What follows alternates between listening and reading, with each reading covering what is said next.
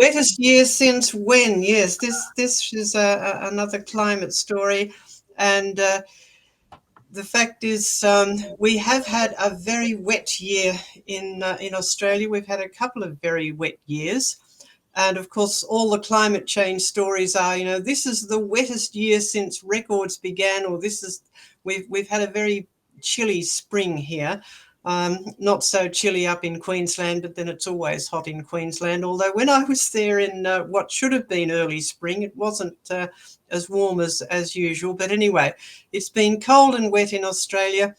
And recently, the NASA Earth Observatory site, which is always interesting to go and look at, where they have all these lovely satellite photos, published this photo of the southeastern part of Australia, showing the rivers in Australia, how how big they have got from the floods. And I can actually affirm this just from when I returned from England, my previous trip. I flew into Melbourne, which is down at the bottom there, and then flew to Canberra. And so I got a closer look at the ground. And normally you see great brown patches. At that time in Australia, it was November. And you can see the small rivers and streams when you're a bit closer to the ground than this photo was taken. But there was lots of water lying about. The rivers and streams were all wide and full, and it was all green. So certainly southeastern Australia is very green and full of water. And so everyone's running around saying, oh, it's man-made climate change, because all extreme weather events seem to be blamed on man-made climate change these days. But on the ABC News, that's the Australian Broadcasting News, a bit like the BBC, but for Australia, they reported this comment from someone from the SES, that's the State Emergency Service, who of course have been very, very busy with all of these floods. And he said there was a period from about 1949 to about 1956. So early 50s, in which pretty well every river in New South Wales, and those three rivers that we just looked at there, they're all in New South Wales. The Murray River is actually the if we can just go back actually, the Murray River is the borderline between New South Wales and Victoria. And those are the three sort of quite large rivers in Australia. We don't have many really huge rivers like you do in the Northern Hemisphere, but we have some fairly significant ones. Anyway, going back to this man from the SES, pretty well every river in New South Wales had a genuinely big flood, and some of them have records which haven't been beaten since. So when someone says, oh, it's the biggest flood or the wettest year or the coldest year since records began, the question to ask is, well, when did the records begin? And sometimes it's only 50 or 70 or 100 years ago, which is only a fraction of the history of the world. And this is confirmed by a photo that our colleague Glenn Wilson sent to us about flood levels in the Burdekin River. Now, before anyone who knows any Australian geography objects that the Burdekin River is not in New South Wales or Victoria, they are right. The Burdekin River is in North Queensland. But if you go to any country town in Australia that's near a river, there will be some sort of flood level record, something like this. Sometimes it's down near the river, and it'll be just a single pole with marks on it. Now, it's a bit hard to see those individual ones, so I've split up that photo so that we can actually see the dates here.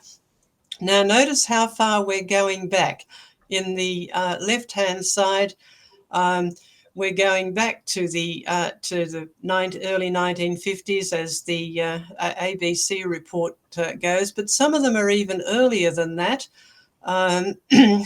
You can see there 1945, 1972, so those are fairly high. But look on the other side, and there's 1870 is the third one down there, quite high up, and 1946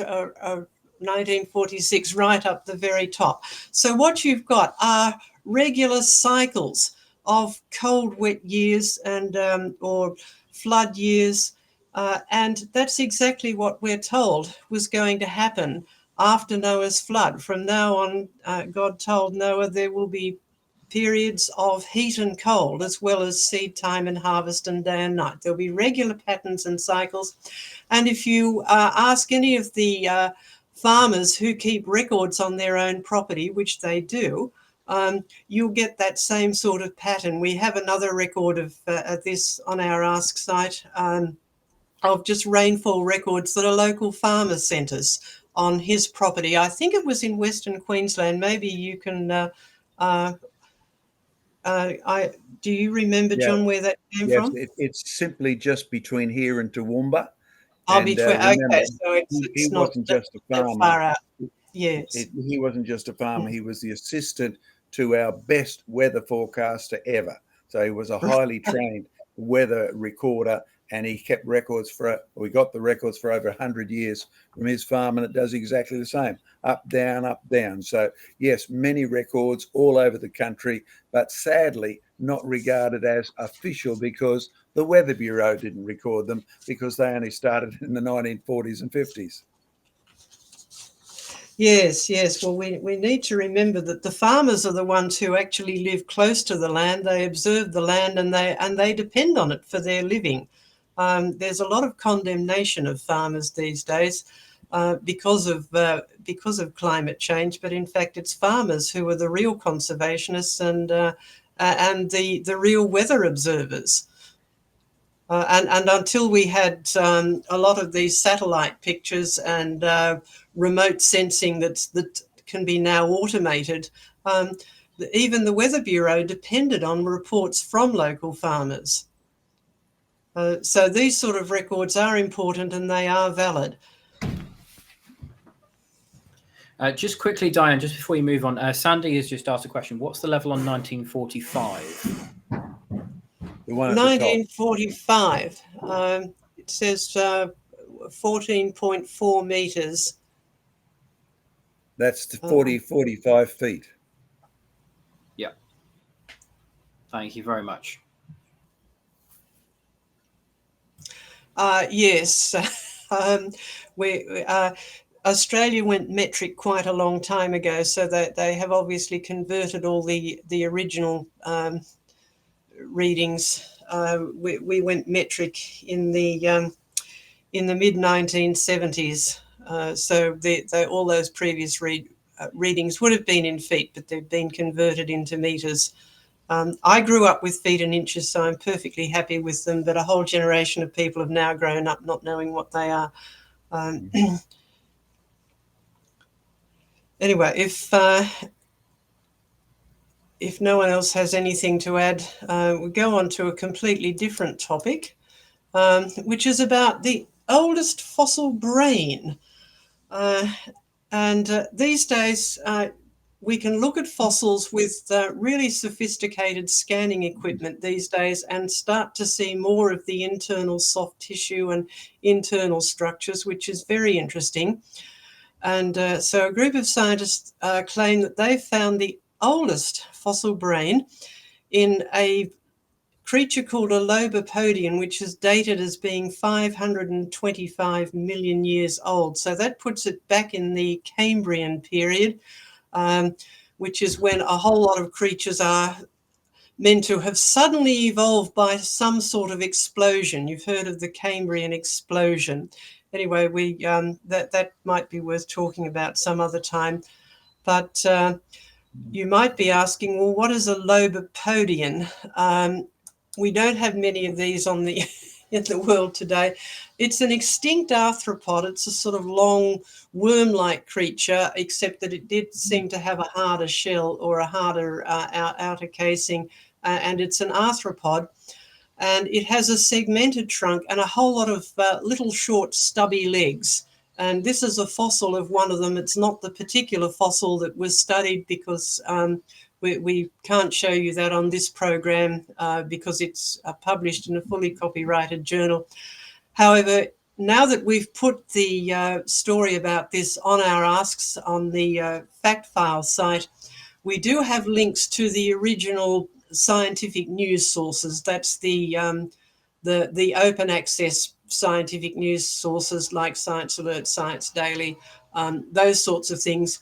And because they're journalists, they are given photos by the press releases from the university. So it's worth having a look at those. We've got the links to that on our fact file website. But the interesting thing about this was because they found the brain of this thing, and it looked like it was a well-organized brain, and they could actually see where it was connected to the appendages on the animal's head and also on its to the upper part of its gut. They thought, oh, this is interesting. This seems to be a very well-organized brain, just like modern arthropods have a very small but well-organized brain. And so they decided to do a gene study on how genes develop the brain, the gene expression. And this is the report that we got from the University of Arizona, their press release. And they concluded from their study of gene expression, that is, meaning how genes are activated and how long they're activated for. And they concluded that there was a shared blueprint of brain organization that must have been maintained from the Cambrian until today. Now, remember, they believe the Cambrian is 525 million years. We don't, but the point is they're saying that there is a shared blueprint of brain organization that seems to be the same in this fossil because it seems to have the same organization as modern arthropods of similar structure to this particular creature. And one of the researchers said, well, by comparing known gene expression patterns in living species, we have identified a common signature of all brains and how they are formed. Now, notice the language here. The evolutionists believe that brains and every other body organ, whether it be in an arthropod or a human being, just got here by chance random mutations. But when they describe what they actually found, they can't avoid using the language of design and forward planning. And Frank Hirth went on to say, we realized each brain domain and its corresponding features are specified by the same combination of genes. So they looked at a number of different arthropod species, right? Irrespective of the species we looked at. This suggests a common genetic ground plan for making a brain. Now, again, they cannot avoid the language of plan, purpose, which is the language of design. It's not the language of just chance random processes knocking around. And that makes sense, of course, because genes themselves are information, but the information is useless unless it itself is also organized and planned so that the genes are turned on in the right place at the right time. And you need to remember that all of the cells in your body or in any animal body have the entire genome in them, but most of those genes, of course, are not expressed as cells become specialized for a particular function. So a brain cell will have different genes expressed or active compared with, say, a liver cell or a muscle cell or something like that. So the organization of the genome involves actually a lot more information than what's actually stored in the genes themselves. Now, the organizers are quite small genes, and we're only starting to realize that with all of these genome studies that we're doing now. So the genome revolution has actually been a huge boon to creation rather than to evolution.